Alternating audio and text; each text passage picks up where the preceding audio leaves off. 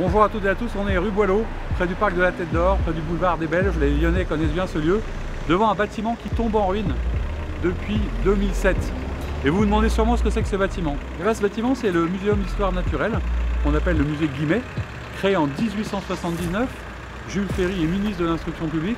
Émile Guimet est un industriel lyonnais très connu qui a fait fortune avec le bleu Guimet.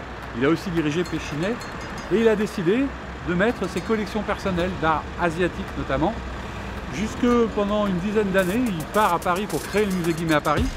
Ça se transforme en patinoire, c'est racheté par la ville. Ça devient le Muséum d'Histoire Naturelle jusqu'en 2007 et depuis plus rien. Mais la vraie question que tous les Lyonnais se posent, c'est qu'est-ce qu'on va faire et qu'est-ce qu'on peut faire de ce bâtiment?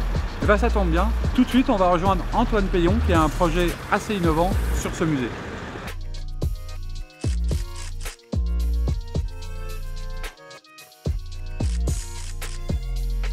Alors l'ADN du musée Guimet, c'est un musée qui a été porté, donc, comme on l'a dit, par un industriel qui innovait et qui avait aussi des liens avec la culture. Alors nous proposons avec l'équipe de Dessinons le monde ensemble, sous un mode associatif, de rénover ce musée et d'en faire le musée de l'innovation et de la culture. Alors pas vraiment du musée, ce sera plutôt un tiers-lieu qui permettra de présenter les innovations actuelles, mais aussi de se pencher sur le passé pour avoir les innovations de notre région au fil des années, en remontant même au-delà de la montgolfière.